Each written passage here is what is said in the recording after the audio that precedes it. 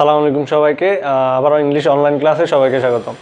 আমরা আমাদের গত ক্লাসগুলোতে আলোচনা করেছিলাম হচ্ছে রাইট ফর্মস অফ ভার্বের কিছু গুরুত্বপূর্ণ রুলস এবং সাবজেক্ট ভার্ব এগ্রিমেন্ট নিয়ে। মোটামুটি আমরা সবগুলো রুলসই পড়াই শেষ করে ফেলছি। এখন আমরা আজকে একটা বোর্ড কোশ্চেন নিয়ে আলোচনা করব। Dhaka board 2019 right forms of ভার্বের ঢাকা বোর্ড 2019 সালের যে প্রশ্নটি আছে আমরা ওই প্রশ্নটা আজকে আলোচনা করব। রাইট ফর্মস অফ ভার্ব আমাদেরকে অ্যান্সার করার আগে প্রথমে যে কাজগুলো করতে হবে এগুলো তো উপরে কতগুলো ক্লু দেওয়া থাকে, ক্লুগুলোর অর্থ পারফেক্টলি জানতে হবে। এরপরে হচ্ছে পুরো ফ্রেজেসটা আমাদেরকে পড়ে ফেলতে হবে, পড়ে ফ্রেজেসটা কোন টেন্সে আছে ওইটা আইডেন্টিফাই করতে হবে। এরপরে হচ্ছে ফ্রেজেসের প্রত্যেকটা সেন্টেন্স কি অ্যাক্টিভ না প্যাসিভ এটা আমাদেরকে বুঝতে হবে। এই তিনটা কাজ যদি আমরা ঠিকভাবে করতে পারি তাহলে আমরা রাইট ফর্মস অফ ভার্বের 5-এ 5 পাওয়াটা সম্ভব। ওকে, তাহলে আমি শুরু করতেছি। প্রথমে আমি কি করব, এই যে ক্লুগুলো দেওয়া আছে এই ক্লুগুলোর অর্থ বলে দিচ্ছি। প্রথম ক্লু হচ্ছে থিঙ্ক মানে হচ্ছে চিন্তা করা। এরপর হচ্ছে ডাই মানে হচ্ছে মারা যাওয়া। বি মানে হচ্ছে বিভার্ব, অ্যামিজার ওয়াজার, যেগুলো আমরা বিভার্ব হিসাবে ইউজ করে থাকি। ডিফেন্ড মানে হচ্ছে রক্ষা করা, রক্ষা করা। অনার মানে হচ্ছে সম্মান করা। ইন্সপায়ার মানে হচ্ছে উৎসাহ দান করা। স্যাক্রিফাইস মানে হচ্ছে ত্যাগ করা। এরপরে রিমেম্বার মানে হচ্ছে মনে রাখা বা স্মরণ রাখা। আমি আরও একবার বলতেছি, থিঙ্ক মানে হচ্ছে চিন্তা করা, ডাই মানে হচ্ছে মারা যাওয়া, বি মানে হচ্ছে বিভার্ব, অ্যামিজার ওয়াজার আমরা যেগুলো বিভার্ব হিসেবে ব্যবহার করে থাকি। এরপর হচ্ছে ডিফেন্ড মানে হচ্ছে রক্ষা করা। অনার মানে হচ্ছে সম্মান করা। ইন্সপায়ার মানে হচ্ছে উৎসাহ দান করা। স্যাক্রিফাইস মানে হচ্ছে ত্যাগ করা। রিমেম্বার মানে হচ্ছে স্মরণ রাখা বা মনে রাখা।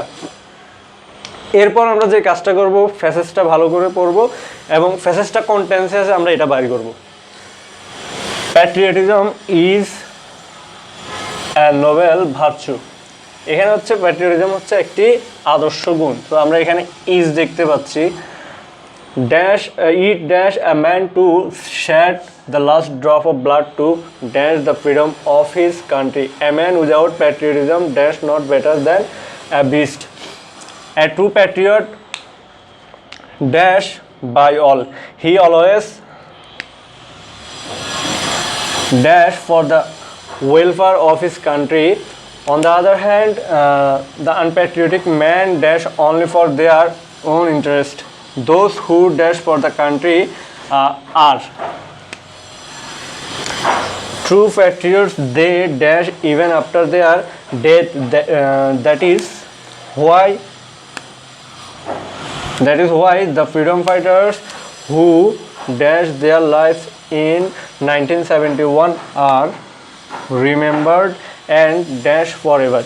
এখানে আমি কয়েকটা ওয়ার্ডের নিচে আন্ডারলাইন করে রাখছি, যেমন এখানে ইজ আছে, এরপরে এখানে অলওয়েজ আছে, এরপরে আর আছে, এখানে আবার আর আছে, আবার এখানে ইজ আছে। অর্থাৎ আমরা এই আন্ডারলাইন করা ওয়ার্ডগুলো দেখে বুঝতে পারছি যে এই ফ্রেজেসটা পুরোটাই আছে হচ্ছে প্রেজেন্ট টেন্সে। এখন আমরা এই ফ্রেজেসটা প্রেজেন্ট টেন্সে সলভ করার চেষ্টা করব। 3 নাম্বার যে কাজটা করব, আমরা ফ্রেজেসের যে সেন্টেন্সগুলো আছে সেন্টেন্সগুলো কি অ্যাক্টিভ না প্যাসিভ আমাদেরকে এগুলো বুঝতে হবে।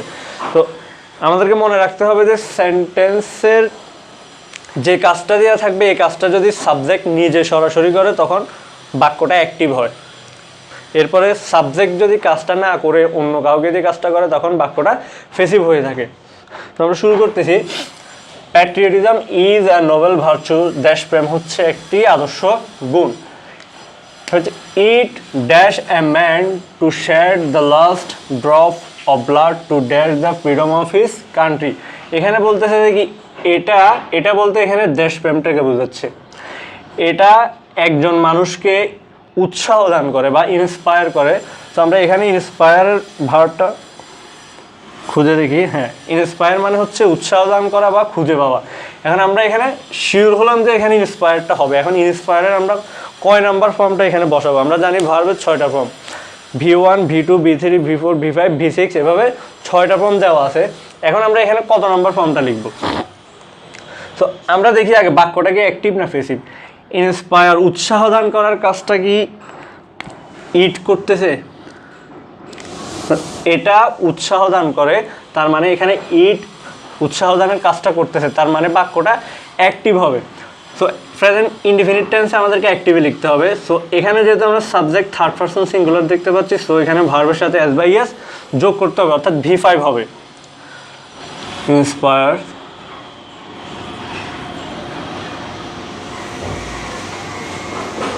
ইন্সপায়ার্স। তো সাবজেক্ট যেহেতু থার্ড পারসন সিঙ্গুলার, সো আমরা ভার্বের সাথে প্রেজেন্ট ইনডিফিনিট টেন্সে এস যোগ করলাম। এ ম্যান অর্থাৎ ইট ইন্সপায়ার্স এ ম্যান, এটা একজন মানুষকে উৎসাহ দান করে, টু শেড ঝরাতে, ঝরাতে, the last drop of blood, রক্তের শেষ বিন্দু পর্যন্ত ঝরাতে উৎসাহ দান করে, to dash the freedom of his country, অর্থাৎ তার দেশের স্বাধীনতা রক্ষা করতে তাকে উৎসাহ দান করে। তাহলে আমরা এখানে রক্ষা করা মানে পাইছিলাম হচ্ছে ডিফেন্ড, সো এখানে আমাদেরকে ডিফেন্ড লিখতে হবে। ভার্ব হিসেবে আমরা এখানে ডিফেন্ড নিয়ে আসবো। এখন আমরা ডিফেন্ডের ক নাম্বার ফর্ম লিখব, যেহেতু এর আগে টু দেওয়া আছে, আমরা জানি যে প্রিপোজিশন টু এর পরে V1 লিখতে হয়। সো ভার্বটা যেভাবে আছে আমরা ওইভাবে লিখে ফেলবো।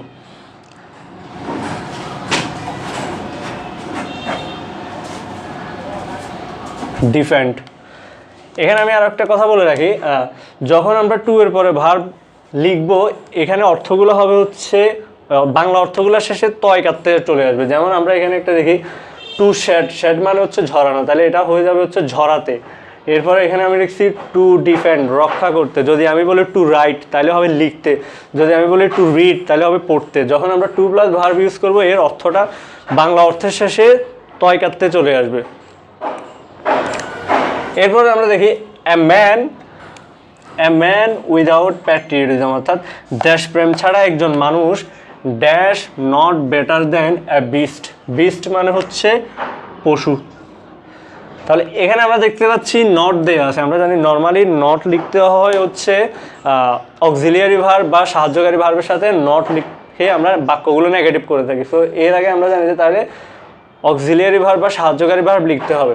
তো আমরা এখানে শব্দগুলোর মধ্যে দেখি আমাদের সাহায্যকারী ভার্ব কি আছে। এখানে বি দেওয়া আছে, বি মানে আমি আগে বলছিলাম am is are was were. So এখান থেকে আমরা একটা বি ভার্ব বা সাহায্যকারী ভার্ব এখানে নিয়ে যাব। যেহেতু এটা প্রেজেন্ট টেন্স, আমরা এখানে ইজ অথবা আর নিয়ে আসবো। এখন এখানে সাবজেক্টটা হচ্ছে সিঙ্গুলার এ ম্যান, সো এখানে ইজ লিখতে হবে। Is not better than a beast. এরপর হচ্ছে a true patriotic, a true patriot dash by all. এখানে যদি আমরা দেখি একজন সত্যিকারের দেশপ্রেমিক সবার দ্বারা সম্মানিত হয়, সবার দ্বারা কি হয়?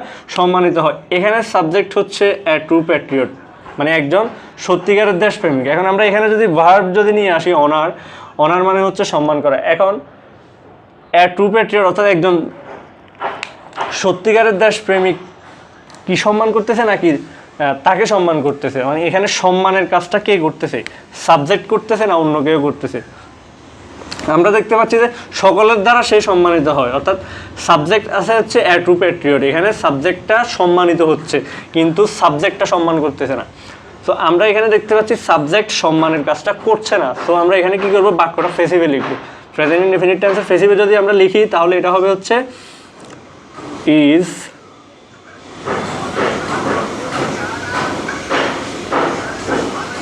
অনার্ড। তাহলে a true patriot is honoured by all, একজন সত্যিকারের দেশপ্রেমিক সকলের দ্বারা সম্মানিত হয়। তো এখানে সম্মানের কাজটা সাবজেক্ট করতেছে না, তাই এটা বাক্যটা ফেসিভে লিখছি আমরা। এরপর হচ্ছে he always dash for the country, for the welfare of his country. আমরা জানি বাক্যের মধ্যে যদি অলওয়েজ থাকে ওই সেন্টেন্সটা সাধারণত প্রেজেন্ট ইনডিফিনিট টেন্সে লিখতে হয়। তো আমরা এখানে কি লিখবো? হি অলওয়েজ, সে সবসময় dash for the welfare of his country, সে সবসময় তার দেশের জন্য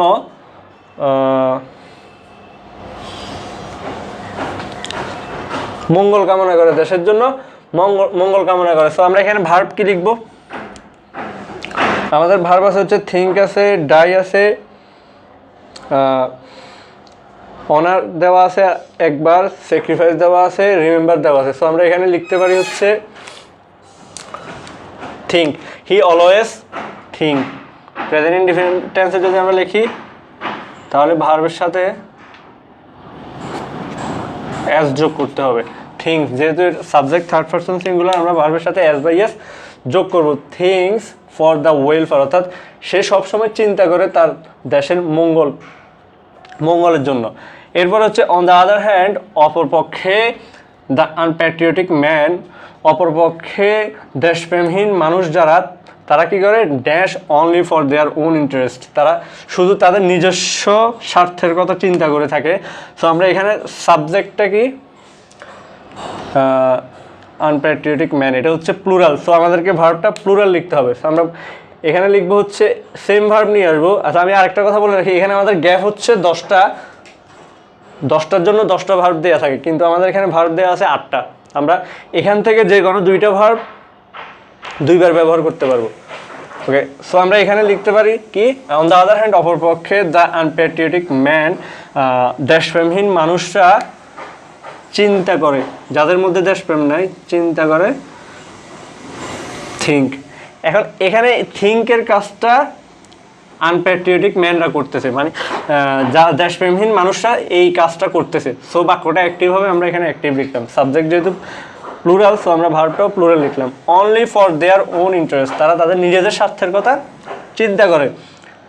এরপর হচ্ছে those who dash for the country are true patriots. এখানে বলতেছে কি, দোজ যারা, যারা dash for the country are true patriots. True patriots এখানে আমরা লিখবো হচ্ছে যারা মারা যায় দেশের জন্য। সো এখানে আমাদেরকে রিলেটিভ প্রোনাউনটার অ্যান্টিসিডেন্ট অনুযায়ী আমাদেরকে এখানে ভার্ব লিখতে হবে। তো আমরা এখানে যদি মারা যাওয়া অর্থে ভার্ব নিয়ে আসি, তাহলে এখানে ডাই দেওয়া আছে, আমরা এখানে ডাই লিখবো। কেন ডাই লিখবো, এখানে হু এর অ্যান্টিসিডেন্ট হচ্ছে দোজ, প্লুরাল। সো আমাদেরকে এখানে প্লুরালটাই লিখতে হবে, ডাই। দোজ হু যারা মারা যায়, ফর দ্য কান্ট্রি দেশের জন্য, আর ট্রু প্যাট্রিয়টস তারা হচ্ছে সত্যিকারের দেশপ্রেমিক। এরপর হচ্ছে they dash even after their death, অর্থাৎ তাদেরকে তাদের মৃত্যুর পরও মানুষ কী করে, স্মরণ করে বা মনে রাখে। এখন এখানে আমি যদি স্মরণ করা বা মনে করা অর্থে রিমেম্বার নিয়ে আসি, রিমেম্বার মানে হচ্ছে মনে করা, রিমেম্বার মানে হচ্ছে মনে করা বা স্মরণ রাখা। এখন এখানে স্মরণ করার কাজটা কি দে এই সাবজেক্টটা করতেছে না অন্য কেউ করতেছে, অর্থাৎ তাদেরকে মনে রাখে তাদের মৃত্যুর পরে, কিন্তু তারা মনে রাখে না, তাদেরকে অন্য কেউ মনে রাখে। সো এখানে সাবজেক্ট রিমেম্বারের কাজটা করতেছে না। সো আমাদেরকে বাক্যটা ফেসিভে লিখতে হবে, দে আর। প্রেজেন্ট ইনডেফিনিট টেন্সের ফেসিভে আর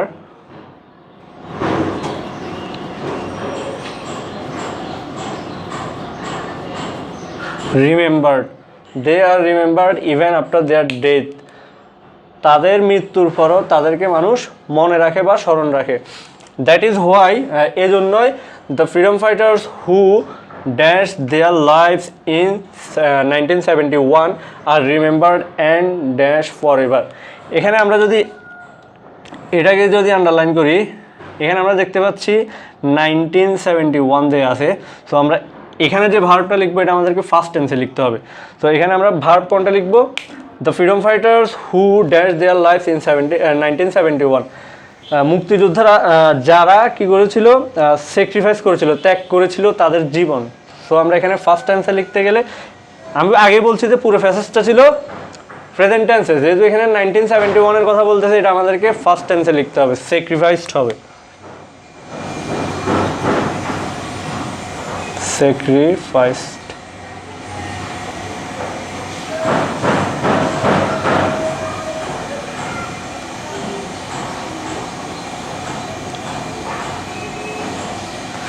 sacrificed their lives in 1971 are remembered and, এখানে আমরা এন্ডের আগে যদি খেয়াল করি, এন্ডের আগে ভার্ব যেটা আছে এটা হচ্ছে B3, অর্থাৎ এখানে লাইনটা ফেসিভে আছে, আমাদেরকে এন্ডের পরেও আরেকটা ভার্ব লিখতে হবে। সো আমরা ওই ভার্বটাও ফেসিভে লিখবো, যেহেতু কানেক্টর দিয়ে দুইটা ভার্ব একসাথে করা হচ্ছে। এর আগে যদি অক্সিলিয়ারি ভার্ব থাকে ওইটা লেখার দরকার নাই, যেহেতু দুইটা সেম কোয়ালিটির ওয়ার্ড। সো আমরা এখানে লিখবো হচ্ছে কি and honored,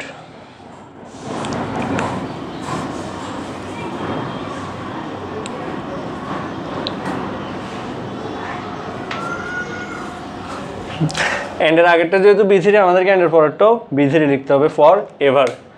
আশা করি তোমরা পুরো ফেসেসটা বুঝতে পেরেছ। যদি কোনো সমস্যা ফেস করো কমেন্ট বক্সে লিখে জানাবে। আর এখান থেকে তোমাদের বাড়ির কাজ হচ্ছে 2019 সালের যতগুলো রাইট ফর্মস অফ ভার্ব আছে তোমরা এগুলো অ্যাসাইনমেন্ট আকারে লিখে জমা করে রাখবা এবং ছবি তুলে এগুলো পোস্ট করে দিবা অথবা কমেন্ট বক্সে লিখে দিবা। আর যেগুলো অ্যাসাইনমেন্ট আকারে লিখে রাখবে এগুলো আমরা পরে দেখব। সবাই ভালো থাকবা, আল্লাহ হাফেজ।